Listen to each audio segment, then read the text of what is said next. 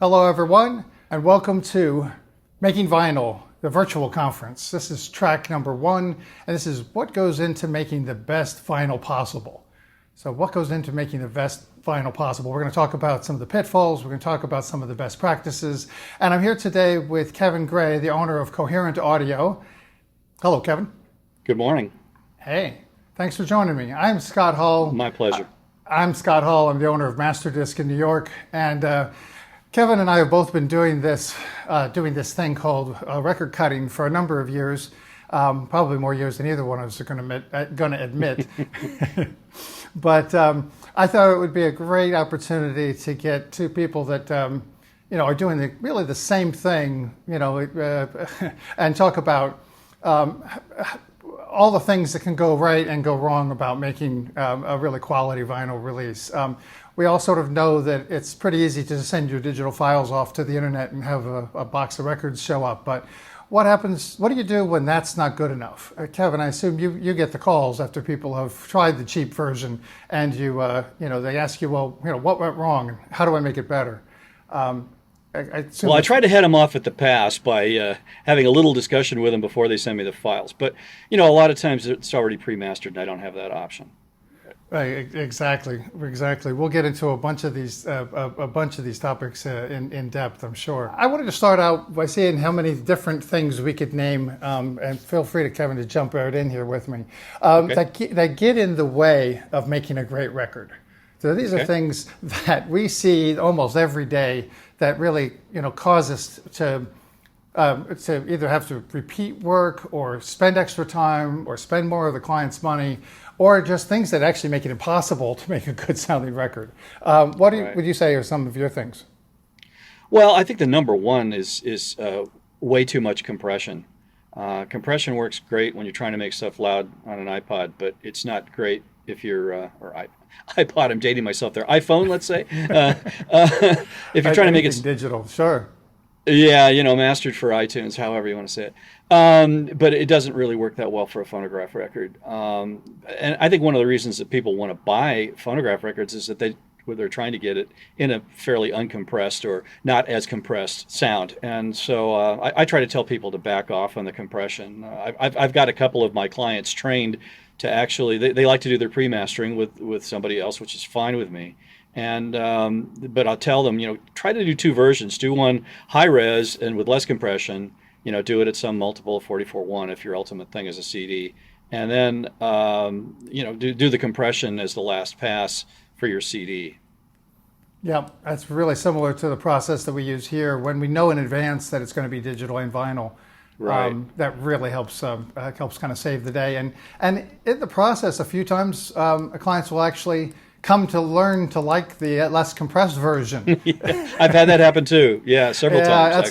That's a win-win where they actually slow down long enough to and spend enough time listening carefully to not to the thing that the mix engineer smashed with a two-bus compressor or limiter, but actually listen to their the quality mix that they have after some really good mastering. I've got one for me is long sides. It's pretty obvious for a cutter that the length of the side is proportional to the level, and it's more complicated than that. But the simplistic version is a longer side with the same type of material. We're going to have to reduce the level. But I feel like that's coupled with some bad advice on the internet, because it's quite possible to get if you follow your quality control through the steps, through the whole process, it's quite practical to cut alongside these days, but understanding that it's not going to be as loud as, but I'm finding people coming through the door insisting that they can't put more than 20 minutes on a side of a record, and I immediately point to the 26, 27, 28-minute sides that I've just cut, and it's really doable.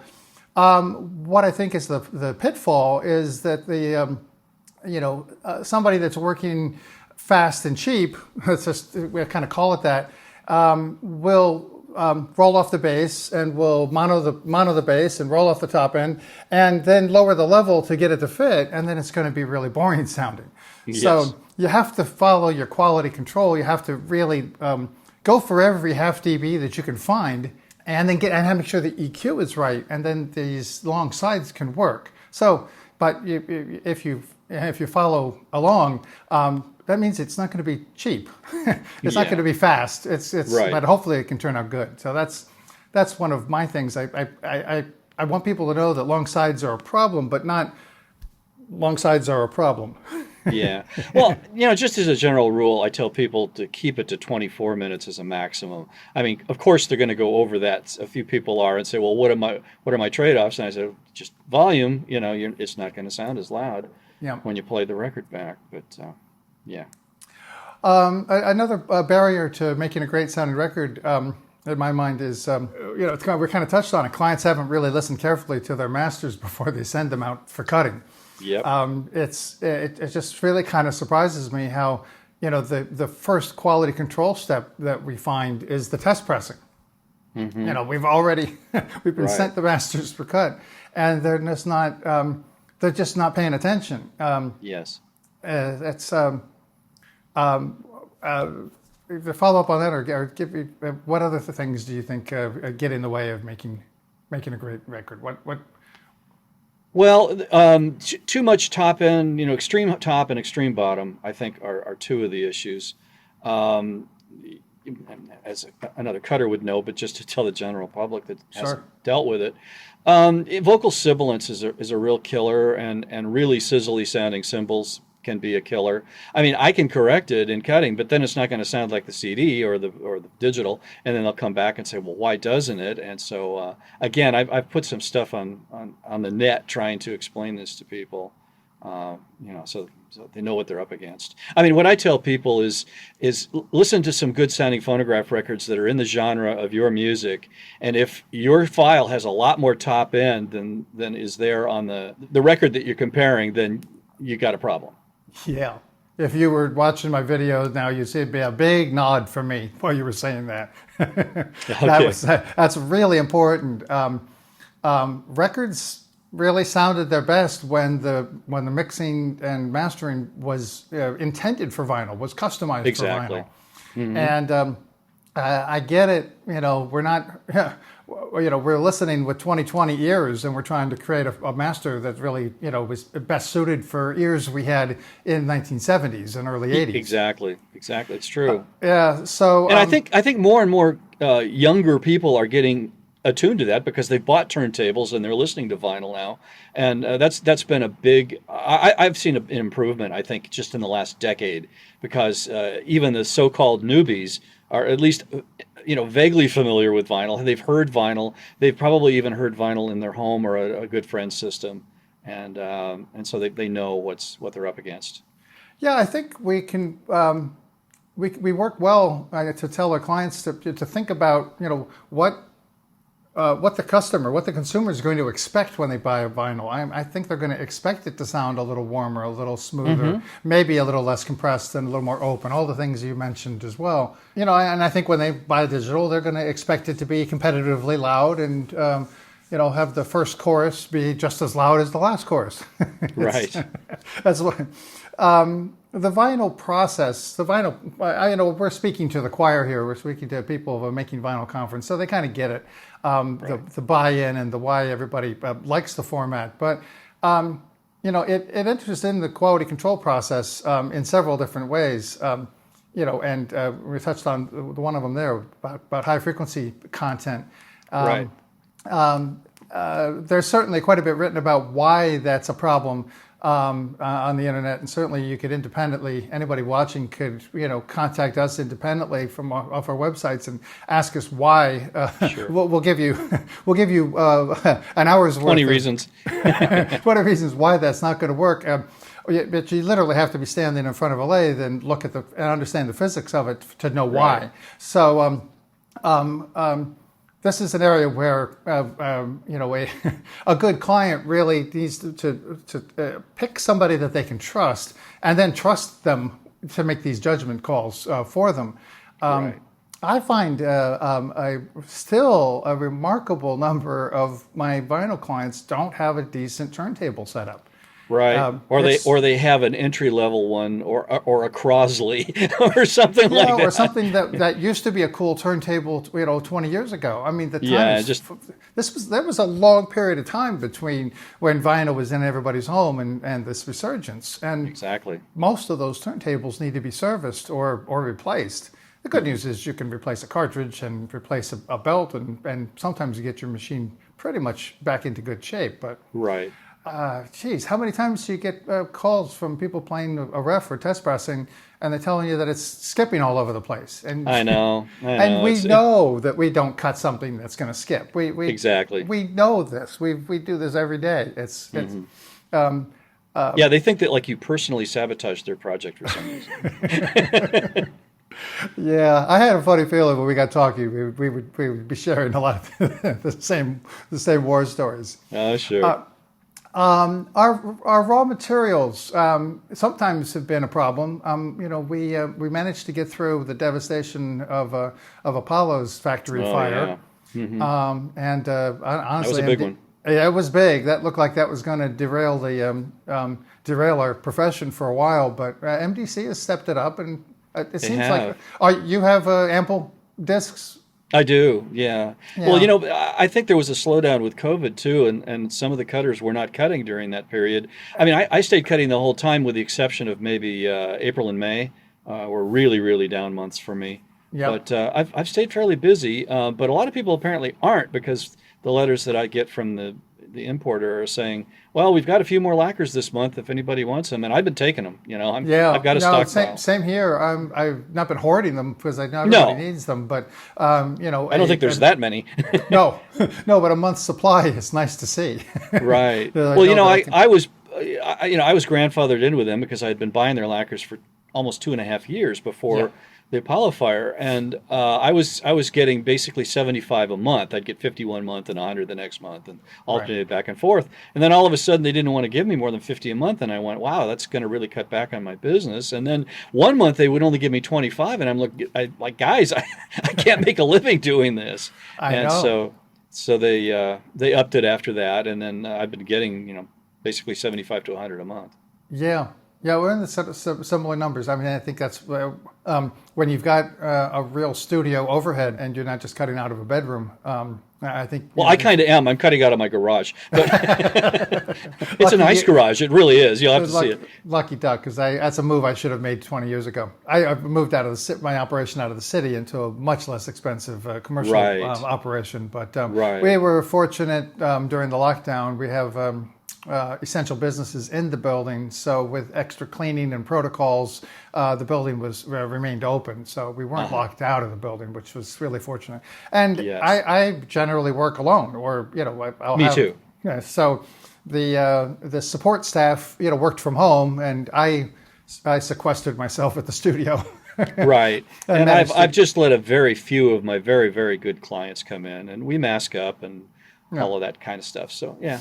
Yeah, it's the same kind of thing here.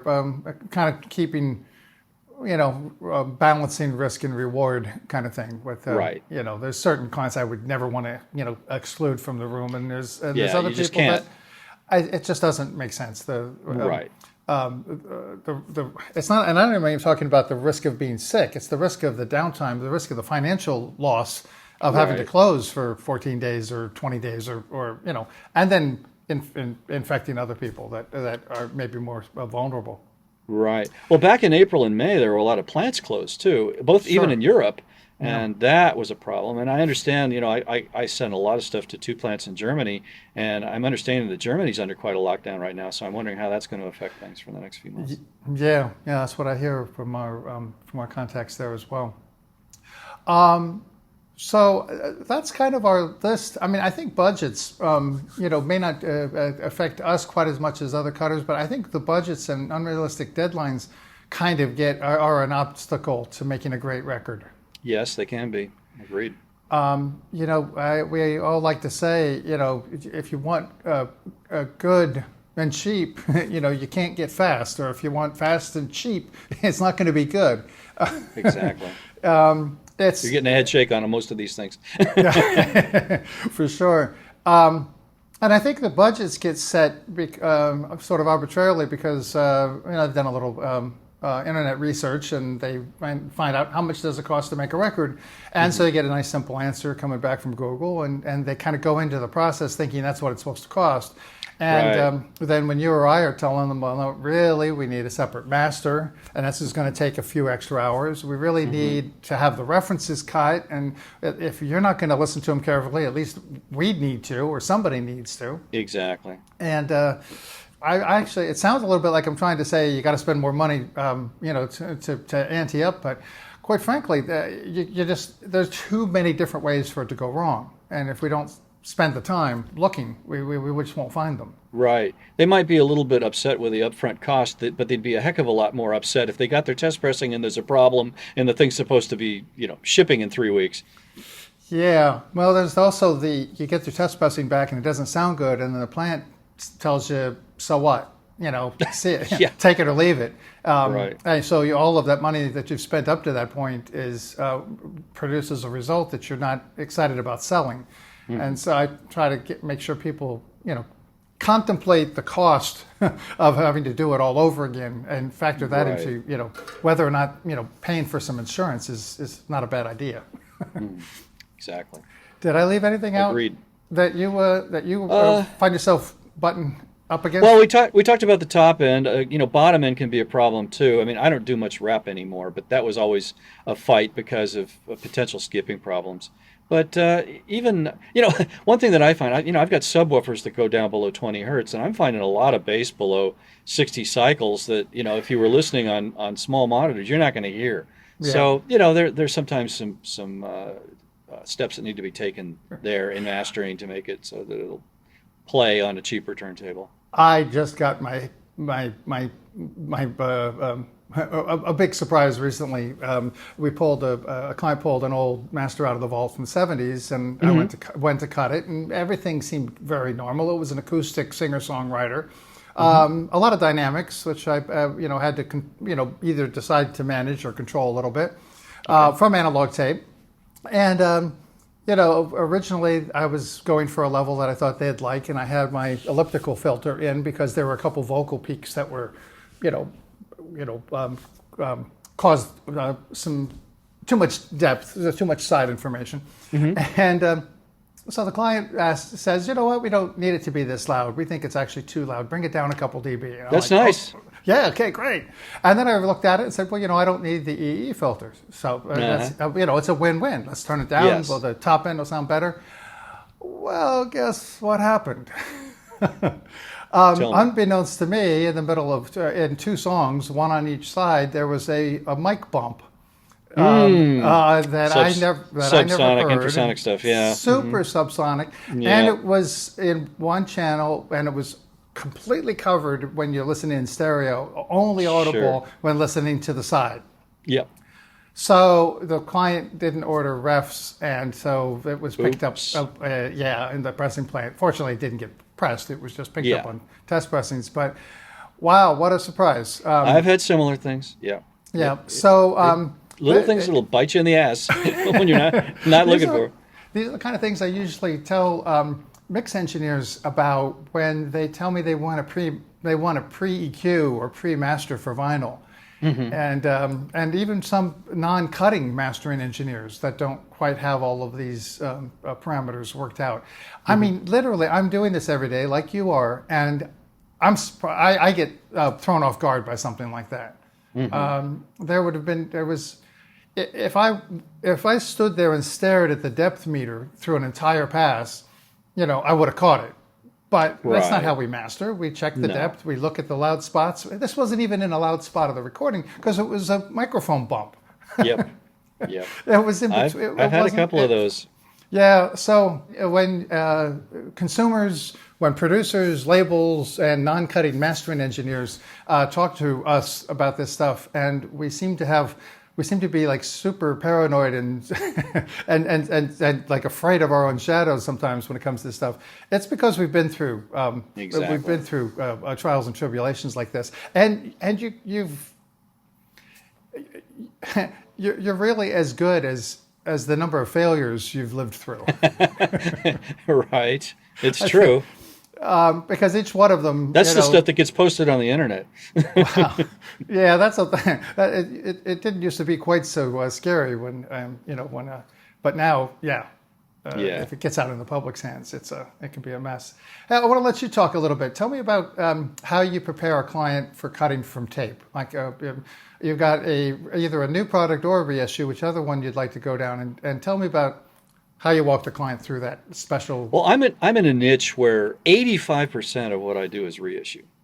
50s, 60s, 70s jazz and rock and roll. I've kind of gotten into a jazz niche. I'm doing tons and tons of Blue Notes for Universal. And I've been doing this since 2000. Well, actually going back to 2007 for a couple of third-party guys, but since 2017 for Blue Note themselves, the current Blue Note. That's a great catalog. Don was. Well, yes, we're doing some of the new stuff too. Oh, cool. Yeah, and Don is great to deal with. I was a little intimidated by him when I first met him, but after I'd been talking with him for 10 minutes, I felt like I'd known him 10 years, which was really amazing. Right. And he's a walking encyclopedia of jazz. It blew me away. I didn't know that. So, yeah, it's been a really fun project, and the sales are unbelievable on this stuff. They're selling like 12,000 copies on a typical release, and 17, I think, on the most, the last time I checked. Wow. Yeah, so I mean, who would have guessed in 2020? It's just, no, that's super. But yeah, when I'm dealing with a new client, first let me mention, whenever I do a reissue, and for anybody who wants to bring in a reissue as a third party, I tell them to try to get a good pressing of the original release, because it's always nice to know what the producer, engineer, artist was going for in the beginning. Which you can't always tell by listening to the tape. So you can only guess. Yeah, occasionally you'll find cutting notes in an old master, but they don't really tell you that all that much about. No, because everybody's equipment's different. What kind of level, how much de-essing, and all these sort of things. Very true. Very true. Yeah. But so that that's kind of a starting point on a reissue. On new stuff, it seems to me that most of the guys that are doing stuff is they're sending me tapes for mastering. Kind of know the limitations. They seem to be a little bit more, I don't get that many newbies saying, I want to send you vinyl, sending you a tape for doing the vinyl. Yeah. So, yeah. But, I would warn people the same idea, not so much the compression, because it's not going to be that compressed on tape, but to tell them, just watch the extreme top and the extreme bottom. Cool. The, things that I find surprise my clients is how much time it takes to assemble the reel into a running order. Yeah, I'm still pretty good with a razor blade, but we have as a society, as a profession, everyone's forgotten about how long. Oh yeah, they'll leave 4 inch gap, before the downbeat, and that kind of thing. Well, everything can be done with a workstation in light speed now. Right. I can download the files, assemble them in a master format, get them back up on the internet faster than I can even rewind the A-reel. I know. That's a little bit of the frustration of cutting from tape. But I try to tell people to have it assembled before they bring it to me. If I have to do a little bit of finish work on the assembly, that's fine. But at least get all the tapes in sequence on a reel for each side for me. Well, I mean, from the labels, I think from some of my folks that have dusted off a tape machine or even had an old tape machine refurbished, and they're really excited about using it, but they don't even trust themselves with razor blades. So I'm always pretty. I don't have to do every part of the process, but if I'm going to end up having to fix their problems later anyway, then or like losing a take or not organizing the reel properly. But you're right. If they would do it first, it would certainly save us time and their money. But sure, it's in the digital world of things. There's not a lot of people with tape handling experience, tape cutting experience. Well, a couple of the other frustrations in the analog tape domain is tapes having to be baked from the 70s. That's just a constant thing. I'm baking, it seems like at least once or twice a week, something. And the other thing is old tapes that have paper leaders that have sat for a long time, the adhesive winds up sticking to to the paper leader, or to the tape, but it doesn't stick to the paper leader anymore. And it's absorbed into the paper. And so I find I'm having to like re-leader and put new splicing tape on splices constantly. That's just a real pain in the butt. Tape remediation process is challenging. Yeah, and I feel like I'm doing their archival work for them, but I charge them, so. Yeah. That's and you don't know it until the tape falls apart on you. Exactly. And you're in the middle now. You've booked a half a day to do or a day to do the session, and you end up spending sometimes a couple hours going back because once one splice falls apart, then you got the rest. They're all falling apart. Yeah, you're absolutely right. As ironically, that same project with the mic thump also had splices falling apart, and the adhesive on mine was sticking to the pinch roller. So as it would come across the pinch roller, it would stick and start wrapping the tape around the pinch roller. I just had that happen recently. It's so funny you'd mention that. I can't remember that ever happening before. That happened to me like 2 weeks ago. Oh, no kidding. I was in the middle of cutting a side, and all of a sudden I look over and the take-up reel's not turning, but the music's still playing, and I'm like, what? And then I realize that it's wrapped around the pinch roller. I know. The machines don't know to stop in that situation. Exactly. There's no shut-off on that side. But... let's see. But clockwise, we've got about probably about 10 minutes or so more. Let me run through a few quickies so people know what kind of stuff you're doing. I'm asked this all the time. I know my answer for it. What's your answer? Does 180 gram mastering different and cutting, or is it different?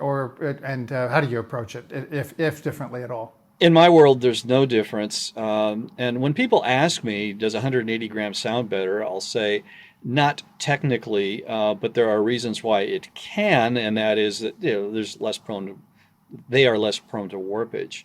So, and there's that sort of cachet that you get with 180 gram for your sales that you don't get with a lighter weight record. But sure.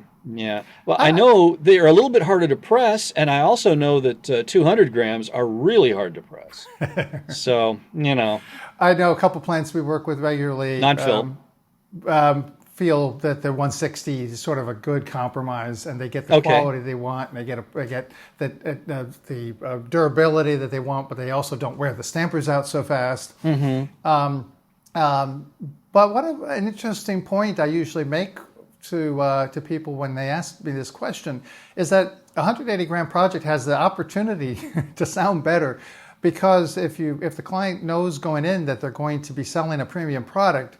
My experience is they'll spend a little bit more time in quality control. They'll spend a little bit more time. They'll order references. They'll listen to it. They'll check the test pressings more carefully. So it ends up being a better sounding project because quality control has been looked at throughout the whole process. No, you're absolutely right about that. In the digital file, even in the CD-ROM, quality management, quality control has just gone away entirely. We don't even talk about it. Is as if the file doesn't glitch, then it's ready for the internet. But man, there's so many ways for the vinyl to fail. It could actually be another half an hour conversation on what can go wrong in vinyl. Let's not scare people. Well, right. Well, the punchline at the end is find somebody that you trust, and hopefully they'll steer you down. Keep you on the yellow brick road as you find your way. Well, I think one of the biggest surprises is I get emails all the time from people saying, well, I'd like to press this on vinyl, but I'd really only like to get 100 copies. And it's like, you're not going to find a plant that'll do less than, I don't think 1,000 anymore, let alone 500. There are a couple in the States that are there? Doing, so, a couple of them have reverted back to, it was, I think they rolled some of that back after COVID because they no longer had a backlog of projects. But I'm sure that's going to come back again as the quantity of work comes back. They charge a lot for them, and I just think it's, boy, if you can't sell a couple hundred copies of something, what's the point? Sure, what kind of business you're getting into? Yeah, I don't usually tell clients that directly, but for this audience, the cost per unit is just way too high. So the only option you have is to go with the cheapest possible cutting and pressing.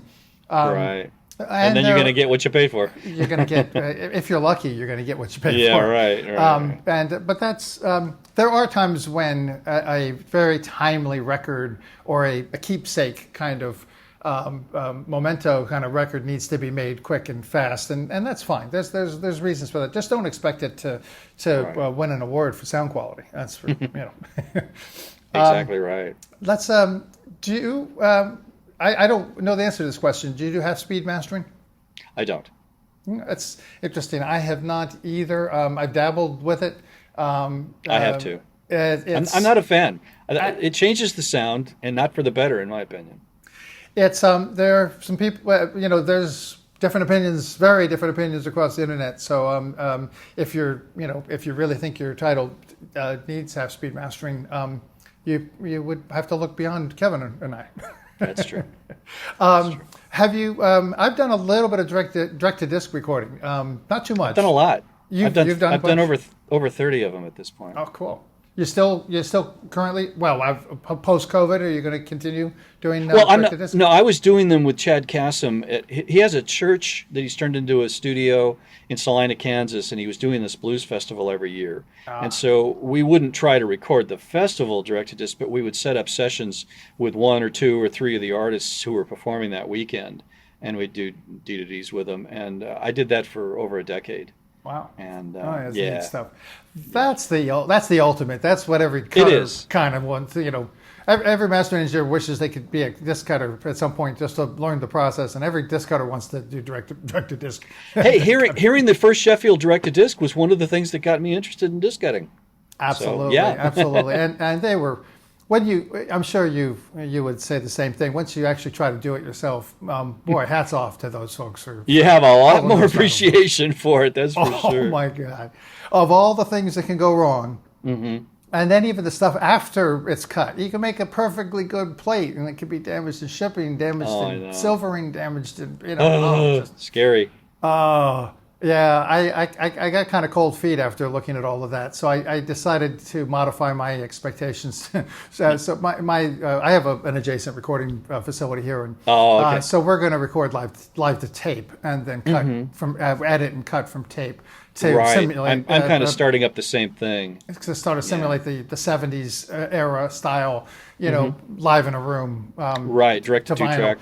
It allows you to cut a second set if you have a great success. You could actually keep the presses running and give the artist a little bit of freedom to not have to cut up to record a whole side. Right, they can do some editing. They can do a little intercutting if they need to. Right, but still frame it in this live in the studio kind of realm.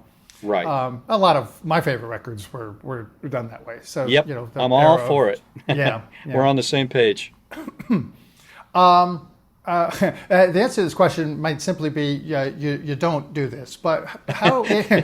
So feel free. But if you were asked, if a client really came to you with a budget that you felt was going to be a compromise, how do you make those decisions? Well, how do you walk them through still accommodating their budget but getting a product that you're I don't deal with that too much. Since COVID, I've taken some new clients, but up until a year ago, I hadn't taken any new clients in over 2 years.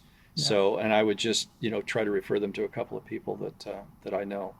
But I haven't dealt with that much. I think between us, I'm probably doing more newbie, more independent first timers. Than my hats off to you. And it's the education process is brutally challenging. Right. Do you have a paper on your website to kind of start them off? I've got a video, and I'm going to do a couple more videos. I've learned a few years ago that nobody's reading what's on my website because I'm saying the same things over and over and over again. Right.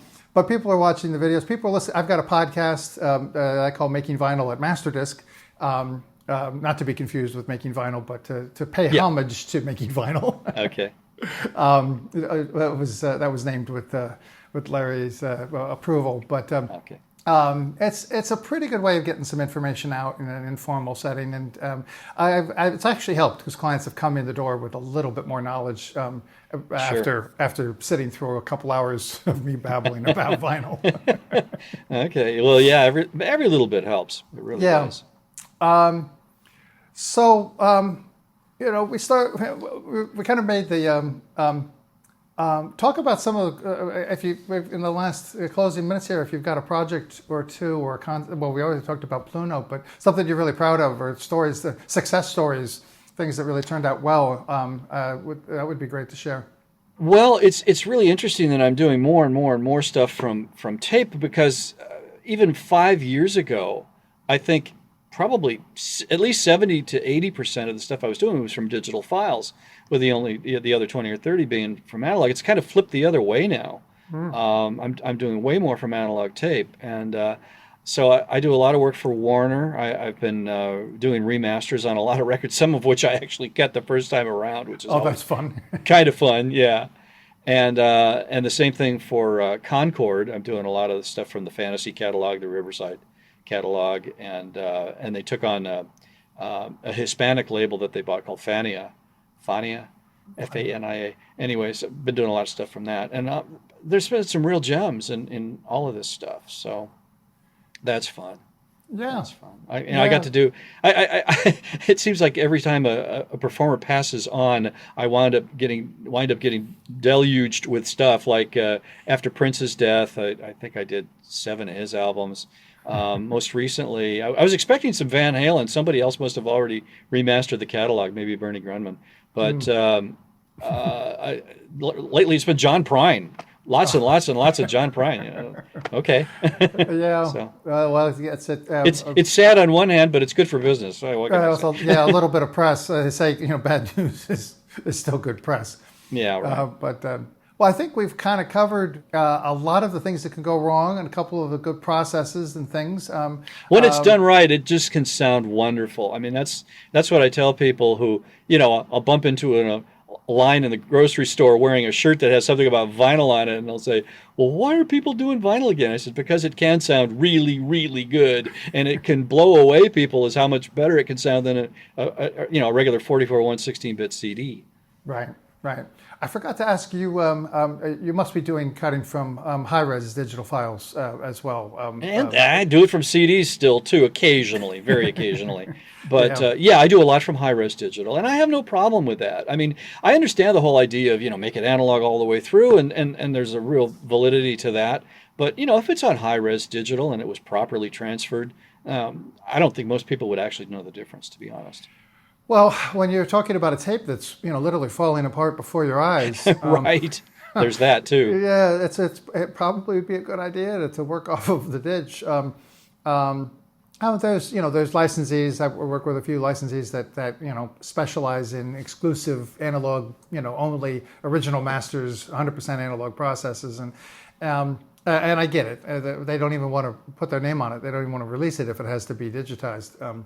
But from a consumer standpoint, you're absolutely right. That high-res digital would be completely transparent to their experience because it had come off of a first-generation tape copy. But that's a little heretical. a little bit. Well, of course, it can also be a new digital recording too. Right. My only caveat there is I'm hoping that it's not really compressed like it was for the. Sometimes the compression has already happened in the recording, and then sometimes it's pre-mastered. But, if it's either a transfer or a new recording in high res where it's not really compressed, it can just sound incredible on vinyl. Yeah, it really can. We're working from DSD and DXD formats. Yeah. And the only caveat there is high frequency content goes way, way, way up above 10K. Yeah, you're getting a head shake on that one. I've dealt with a few of those. By the way, have you done any stuff in DSD 256? Yeah. That's wonderful because it gets the out-of-band noise way up above the audio range. That's no longer a problem. And I like it sonically. I've always had kind of a problem with DSD, to be honest. I'm not a big fan of the sound. But once they went to 128 didn't fix the problems I was hearing, but 256 does. Totally. That's interesting. Yeah. We, the producers and I both felt that well, it was a double-edged thing dealing with sibilance, but the integrity of the high-frequency content in the sibilances meant that it didn't hurt your ear as much, but it still annoyed the cutting amplifiers. Yes. Yes. So, Well, you bring up an interesting point there. I mean, if it's a sibilance that's already starting to break up on the tape, if it's analog, there's nothing you can do about that. It's going to be on the record. But if it's clean sibilance, we can help it out with the Yeah. frequency limit. A notable recent project for Patricia Barber required some old school de-essing moves using a lyric sheet and circling the S's Yep. and I writing. just did a record for her too. That's so funny. Oh, that's great. Yeah, she's but she loves her S consonants. Oh yeah. Boy, does that make it a lot of extra work. It but does. I'm sure, like me, you enjoy the challenge because it's appreciated. The works of the integrity is appreciated. Yes. In the end of the day. Yes. Well, thanks, Kevin. Thanks for spending the time. Oh, you're with most us here. welcome. It's always good talking to you, Scott. Yeah, thanks, and I hope people at Making Vinyl at the conference enjoyed this. You can find out more information from about Kevin Gray at coherentaudio.com, and for me at masterdisk.com. It's just coherent.com. It's coherent.com. Yeah, no audio. Yeah. Very good. And it's a profession where there's a lot of misinformation. So if you really want to know the right way to go about these things. This is one of the places to start with somebody who's seen a lot of mistakes. I think we've seen them all, haven't we? Well, I had seen them all until this one with the mic thump. I felt so embarrassed that I missed that. But I think I beat you to it on that one. I had one of those a few years ago. It was just inaudible. I mean, Yeah. my speakers go down pretty low, and it was well. Anyway, I'll beat myself up for that for a couple of weeks, and then then a new problem will come along. But thanks again, and goodbye, everyone. Hope you enjoy the conference, and we'll see you next time. All right.